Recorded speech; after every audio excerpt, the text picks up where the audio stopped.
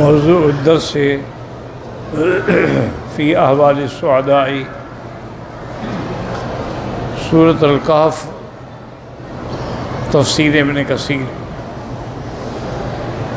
الحمد للہ رب العالمین والصلاة والسلام علی اشرف الانبیاء وسید المرسلین سیدنا محمد وعلى آلہ واصحابہ اجمعین۔ اللہم صل علی سیدنا محمد وعلى آل سیدنا محمد کما صلیت علی ابراہیم وعلى آل ابراہیم فی العالمین انک حمید مجید۔ اعوذ باللہ من الشیطان الرجیم، بسم اللہ الرحمن الرحیم۔ ان الذین آمنوا وعملوا الصالحات انا لا نضیع اجر من احسن عملا اولئک لهم جنات عدن تجری من تحتهم الانہار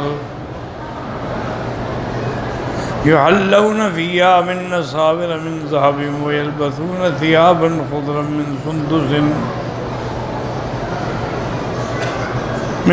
سندس واستبرق متكئين فيها على الأرائك نعم الثواب وحسنت مرتفقا۔ قال المؤلف والمفسر رحمہ اللہ تعالی ادام النفع بعلومه وعلومكم في الدارين آمين إلى أن قال لما ذكر تعالى حال الأشقياء ثنى بذكر السعداء الذين آمنوا بالله وصدقوا المرسلين فيما جاءوا به وعملوا بما أمروهم به من الاعمال الصالحة فلهم جنات عدن والعدن والإقامة۔ اب مفسر رحمۃ اللہ علیہ فرماتے ہیں کہ اس سے پہلے اللہ پاک نے اشقیاء کا، کفار کا، ان کا احوال بیان کیا تھا کہ انا اعتدنا للظالمین نارا احاط بهم سرادقها وإن يستغيثوا يغاثوا بماء كالمهل يشفي الوجوه بئس الشراب وساءت مرتفقا۔ اب اس کے مقابلے میں اللہ تعالیٰ سعداء اور نیک لوگوں کا حال بیان فرماتے ہیں، کیونکہ یہ سنت اللہ ہے اللہ کے قرآن میں کہ اگر کفار کا حال آئے گا تو بعد میں مومنوں کا ذکر بھی آئے گا، کیونکہ الاشیاء تتباین بالازداد، دونوں ضدیں جب سامنے آ جائیں،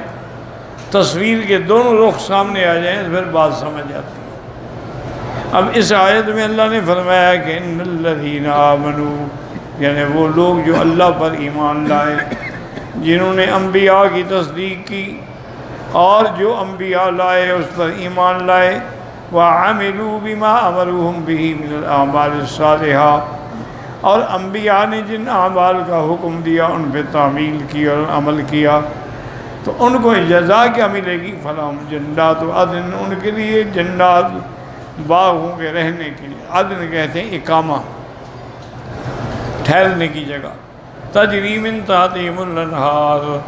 اے من تحت غرفہم ومنازلہم، ان کے گھروں کے نیچے، محلات کے نیچے نہریں بہتی ہوں گی۔ قال فرعون وہذہ الانہار تجری من تحتی۔ تو اس میں یاد رکھیں کہ مفسرین کرام نے ان آیات کے دو ترجمے کیے ہیں کہ تجری من تحتہم الانہار کا کیا معنی ہے کہ ان کے نیچے نہر، ان کا اس کا معنی یہ ہوتا ہے کہ جیسے بادشاہ لوگ محلات کے آگے نہریں بنا لیتے ہیں اور اپنے محلات کی سیڑھیاں بھی اترتی ہیں، ان میں آگے بیٹھ گئے تو گویا کہ پانی ان میں لٹکا لیا، تو گویا یہ بھی محلات کے نیچے نہریں بہ رہی ہیں۔ اور بعض علماء نے فرمایا کہ نہیں، حقیقتاً ان کے محلوں کے نیچے نہریں بہتی ہوں۔ اس مجازی معنی لینے کی ضرورت نہیں، اللہ تعالیٰ قادر ہے، اللہ تعالیٰ چاہیں تو نہروں کو الٹا چلا دیں، نہروں کو اوپر لے جائیں، نیچے لے جائیں، جہاں لے جائیں۔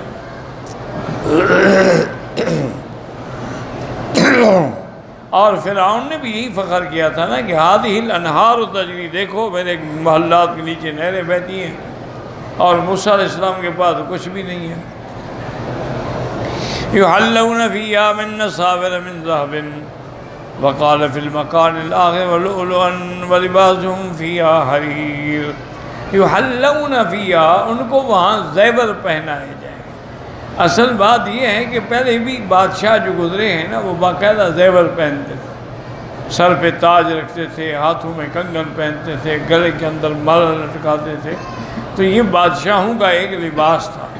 تو اللہ کی آمد میں مومنوں کو وہی لباس عطا فرمائیں گے۔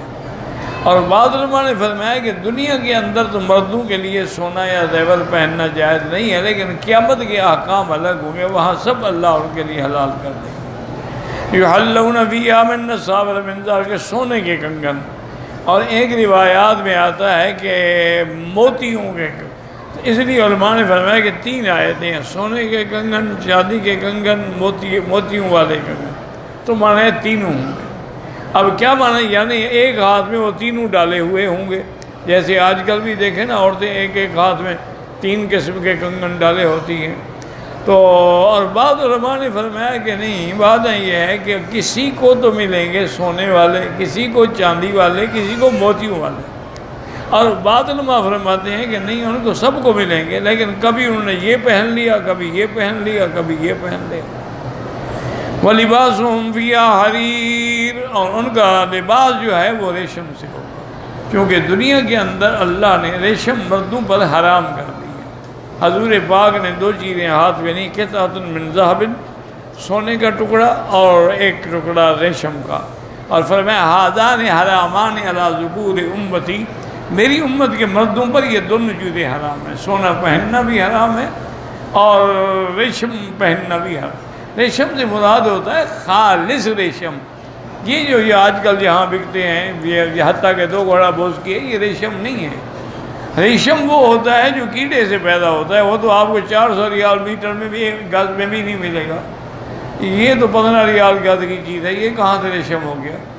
یہ تو ایک نوع من السلک ہے، یعنی ایک کیمیکل سے بنائی ہوئی چیز ہے، یہ حقیقی ریشم نہیں ہے۔ تو حقیقی ریشم پہننا جو ہے وہ مردوں کے لیے حرام ہے، اور سونا پہننا جو ہے وہ بھی حرام ہے، الا بعذر، ہاں اگر کسی کا دانت ٹوٹ گیا ہے یا دانت پہ خول چڑھایا ہے سونے کا، وہ جائز ہے،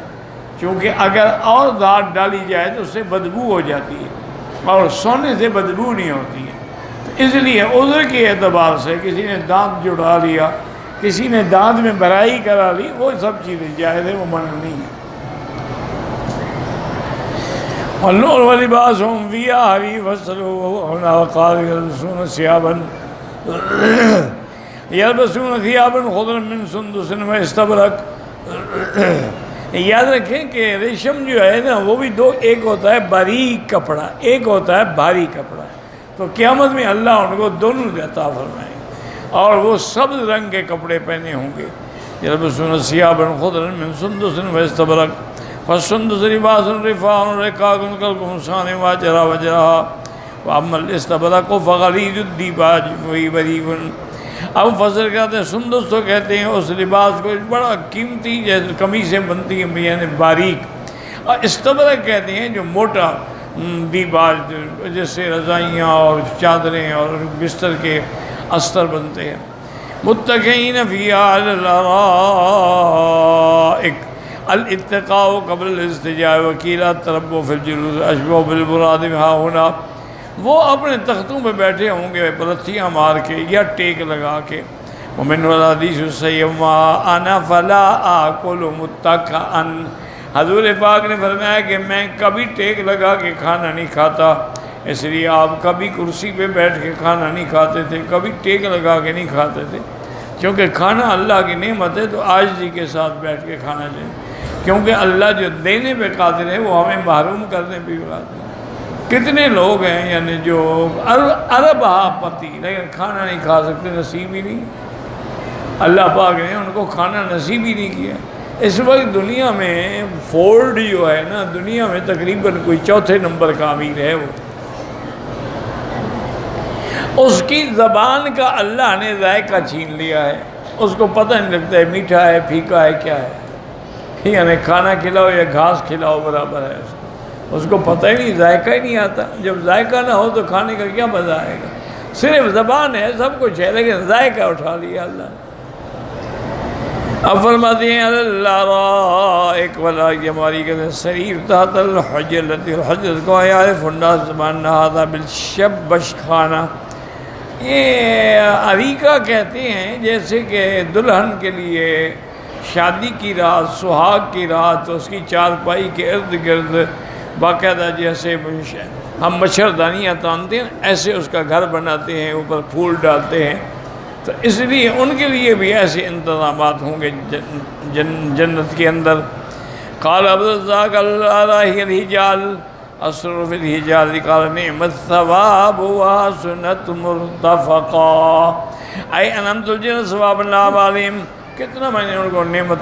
عطا فرمائی جنت کی ان کے اعمال پر، اور کتنا بہتر جگہ عطا فرمائی رہنے کے، حسن منزل وقیع مقاما کما قال فی النار بئس الشراب وساءت مرتفقا، کافروں کے لیے برا شراب اور برا ٹھکانہ۔ ہکذا قابل بینہما بسرک انہا ساءت مستقرا ومقاما، ثم ذکر صفات لمن وقع اولئک یجزون الغرفۃ بما صبروا یلقون فیہا تحیۃ وسلام خالدین فیہا حسنت مستقرا ومقاما۔ واضرب لهم مثل الرجلين جعلنا لأحدهما جنتين من أعناب وحففناهما بنخل وجعلنا بينهما زرعا كلتا الجنتين آتت أكلها ولم تظلم منه شيئا وجعلنا خلالهما نهرا وكان له ثمر فقال لصاحبه وهو يحاوره أنا أكثر منك مالا وأعز نفرا ودخل جنته ظالما لنفسه قال ما أظن أن تبيد هذه أبدا وما أظن الساعة قائمة ولئن رددت إلى ربي لأجدن خيرا منها منقلبا۔ اب اللہ تعالیٰ نے مثال بیان کی ہے تاکہ مثال کے ساتھ بات جو ہے وہ جلدی سمجھ آ جائے۔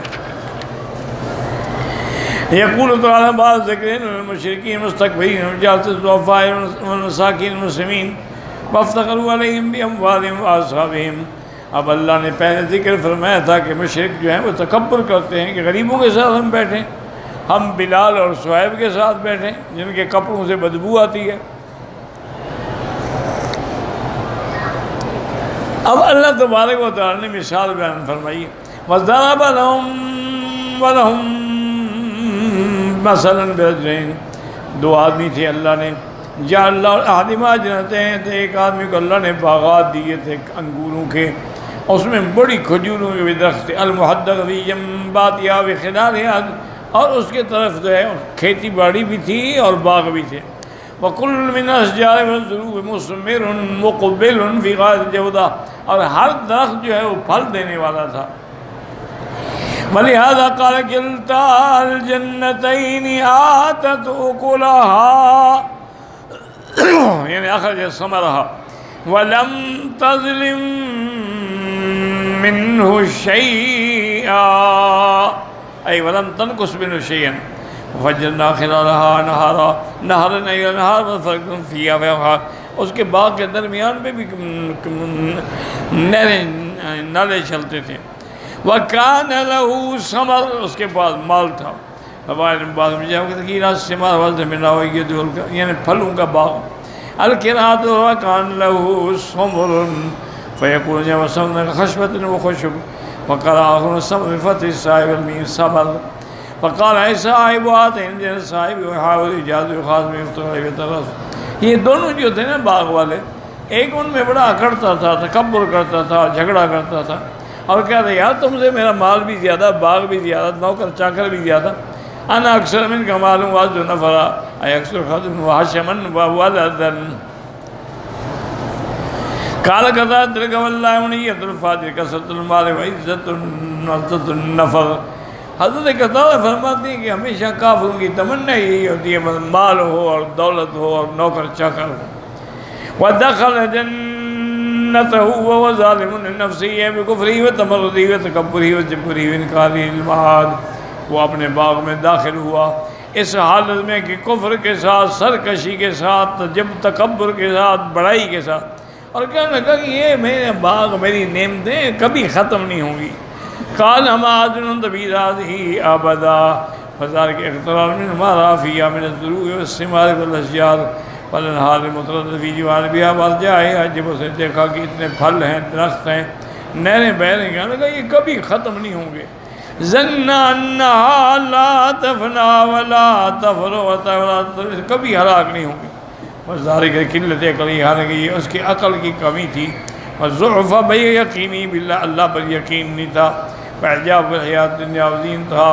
اور اس کو دنیا کی زینت پہ بڑا فخر تھا، وکفری بالآخرہ، اور لہذا قال وظن الساعۃ قائمۃ، مجھے تو خیال ہی نہیں ہے کبھی قیامت ہوگی۔ وَلَئِن رُدِدتُّ إِلَىٰ رَبِّي لَأَجِدَنَّ مِنْهَا مُنْقَلَبًا، اے وَلَئِن كَانَ مَعَ الْأَمْرِ إِلَى اللَّهِ، اگر لوٹنا بھی پڑا نا تو وہاں بھی اللہ مجھے اس سے بھی زیادہ اچھا دیں گے۔ يَكُونَ لِي هُنَاكَ أَحْسَنُ مِنْ هَٰذَا الْحَظِّ عِندَ رَبِّي وَلَوْلَا كَرَامَتِي عَلَيْهِ مَا آتَانِي هَٰذَا، اگر مجھے پر اللہ راضی نہ ہوتے تو مجھے یہاں کیوں دیتے، جب یہاں دیا ہے تو وہاں بھی دیں گے۔ كما قال في الآية وَمَرْجِعْتُ رَبِّي إِنَّ لِي عِندَهُ الْحُسْنَىٰ قَالَ أَفَرَأَيْتَ الَّذِي كَفَرَ بِآيَاتِنَا وَقَالَ لَأُوتِيَنَّ مَالًا وَوَلَدًا، أي بالدار لا تعلي على الله عز وجل، وكان سبب نزولها في الآية من رواية كما سيأتي بها في موضعه إن شاء الله تعالى بالثقة عليه التقلان۔ اس کو اس پہ فخر تھا اور قیامت کا منکر بھی تھا، اور ساتھ یہ بھی تھا کہ اگر قیامت ہو گئی نا وہاں بھی مجھے ملیں گے۔